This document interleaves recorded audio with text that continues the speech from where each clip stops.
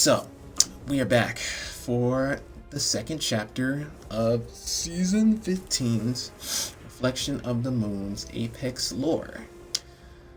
Alright, let's see what this chapter brings us, pretty much. And we're gonna go straight into it.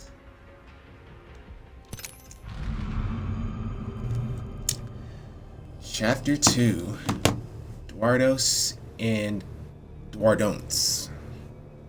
Okay.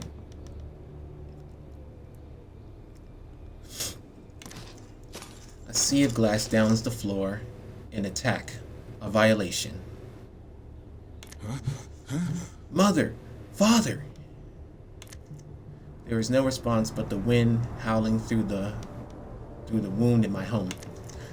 The windows have been shattered, bookshelves toppled, photographs disgraced, but no signs of my parents.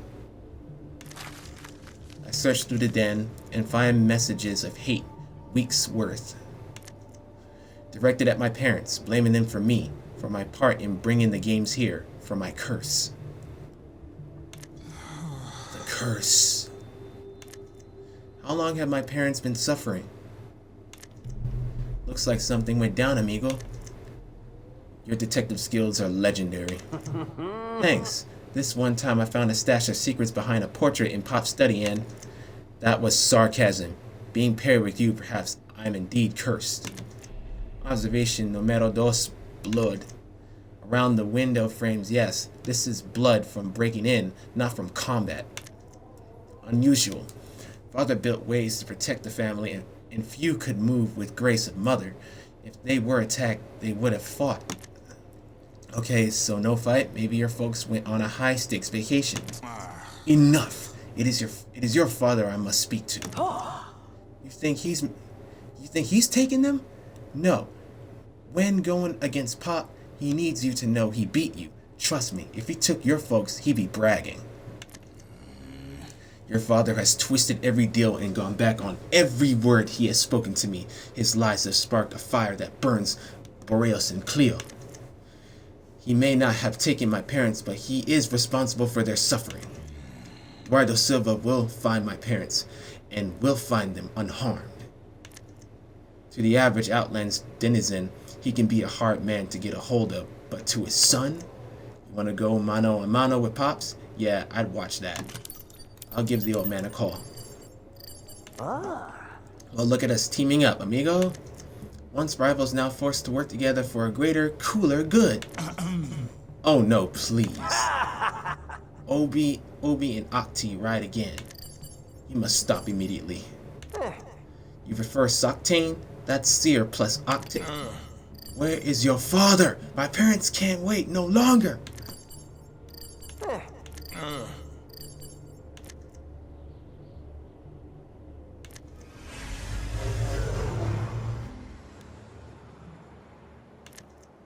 His father does answer, and I'm surprised that Duardos sends for us. It is a sinister limousine, available only to the Outlands' most wealthy, a devious of creatures. There was a time Octavia would never bask in his family's affluence, yet little by little the boy becomes ensnared by his father. We land in front of a memorial site on Cleo. The Syndicate Corps are packing up drilling equipment. They found whatever they're looking for. Troubling, particularly as the Corps were once a beacon of safety and hope for all the Outlands, and now are little more than Duardo's personal guard. Okay, this is new. Guess I ought to read those morning brief things he secretly sends me, huh? Your family dysfunction means little to me. I care only for answers. Mr. Adolasim, so wonderful to see you, my boy. For an old man with a cane, Duardo's movements are profoundly subtle. There are few who can sneak up on me. I would be delighted to answer any questions you might have. No question, only a demand. Find my parents. Your parents, of course, my boy. Duardo nods slightly to one of his Syndicate Corps goons, and they move away with purpose. Please find Mr. Adolescent's parents. We're all terribly worried. Do not pretend to care. One moment, my boy. You must trust me. Trust you? I came to you for help, but received only harm. The people blame me and take their rage out on my family. Ah, so you come all this way to express a lack of gratitude. Gratitude? You forget, my boy. Boreas and Cleo are symbiotic. Cleo is forgotten, yet with my involvement, it receives media attention and significant resources. Your schemes ignore Boreas' plight. Incorrect. Once Cleo stops deteriorating, Boreas' destructive seismic events will end. Both worlds saved, thanks to our fine work. Aren't you getting exactly what you wanted, Mr. Adolescent? Octane leans back casually, enjoying this far too much. Soctane, absolutely not. Our deal had the games come to Boreas, not Cleo. Cleo's too fragile. Many will suffer.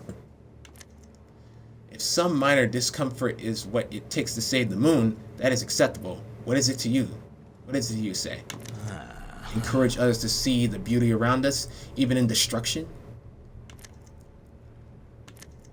You do not know me as well as you think. I see the heart of all matters, and in you, I see none. It doesn't take a heart to save a world, Mr. Adolescent. It takes will. If a little interview and a few rabble-rousers are enough to rattle you, perhaps what you lack is a backbone.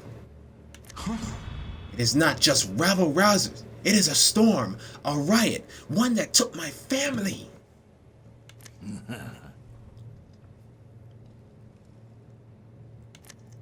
And so the boy has a spine after all. Wonderful. Ah, and look, right on time.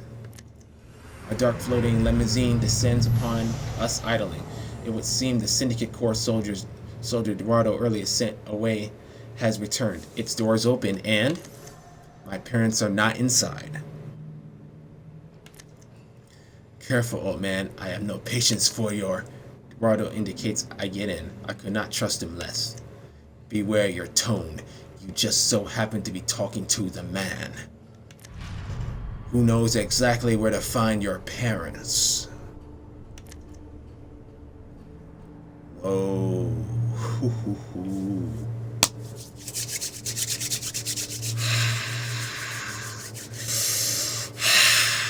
Ooh-wee.